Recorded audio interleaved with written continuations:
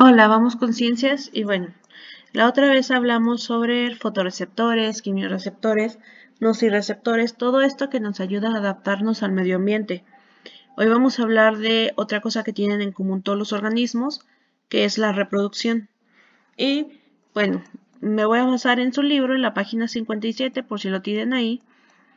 Y vamos a hablar de, para empezar, ¿qué es la reproducción? Bueno, la reproducción es cuando los animales, plantas, bacterias, hongos, protozoarios, todos estos organismos que existen, crean otro nuevo o varios nuevos, ¿ok? Entonces, se producen nuevos individuos en las poblaciones de una especie y se transmiten las características de una generación a otra, ¿ok? Entonces, de acuerdo a dónde viven y cómo son los organismos, es su tipo de reproducción. Así como sabemos que la nutrición puede ser heterótrofos, que necesitan comer otros animales, o autótrofos, como las plantas y algunas bacterias, que necesitan, por ejemplo, la luz del sol o otras sustancias químicas, pues la reproducción también se divide en dos partes, ¿ok? La asexual y la sexual. ¿Ok? ¿Cuál es la diferencia? Bueno, vamos a empezar con la asexual. ¿Ok? La asexual solamente se necesita un organismo, una bacteria, un animal o un protozoario, un hongo, y a partir de ese solo organismo pueden salir varios, ¿ok? Entonces, hay diferentes tipos de reproducción asexual, ¿sí? Por ejemplo, algunas bacterias o protozoarios usan la bipartición, como vemos aquí, que de un organismo, este es un paramecio, un organismo se empieza a dividir y de las dos partes nacen otros dos paramecios, ¿ok? Por ejemplo, por gemación también, aquí en este caso a las esponjas marinas, medusas y corales utilizan este. La gemación, bueno, sale un pedacito del animal o de la medusa y a partir de ese pedacito nace un nuevo organismo, ¿ok?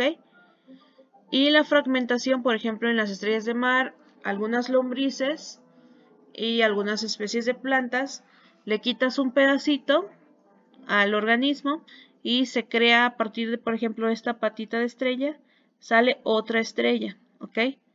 Y regenera, o sea, le vuelve a salir la patita a la original. Entonces, son tipos de reproducción asexual, ¿ok?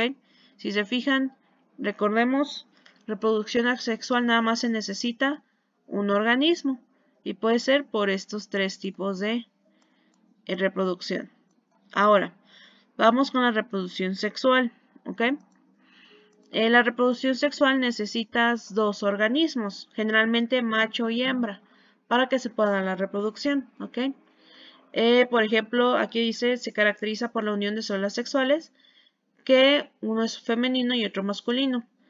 Las hembras producen los óvulos y los machos espermatozoides, ¿ok? Esto se da ya más en animales complejos, como pues casi todos los del reino animal. Algunas plantas también se dividen en plantas femeninas y plantas masculinas. Entonces, de la unión de ambas células, que se llama fecundación, se forma un cigoto o huevo y de ahí se forma un nuevo organismo. En el caso de los seres humanos, de ahí se forma un bebé, ¿ok?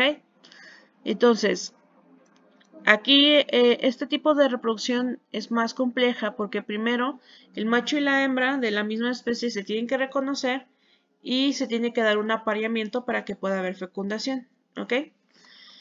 Entonces, este tipo de reproducción trae algo que se llama dimorfismo sexual, es decir, que hay diferencias entre hembras y machos, ¿ok? Una bacteria no vas a decir, a esa bacteria trae taconcitos, es hembra, pues no, son bacterias y no hay diferencia, pero en la reproducción sexual nosotros podemos distinguir cuál es hembra y cuál es macho. Por ejemplo, un toro, una vaca por los cuernos, ¿verdad? El toro es macho, la vaca es generalmente hembra. Un gallo de una gallina por la cresta, un león de una leona por la melena, ¿ok? un ser humano hembra de un ser humano macho, pues sabemos las diferencias, ¿verdad? Entonces, las hembras seleccionan al macho con el que se van a parear y procrearán su descendencia.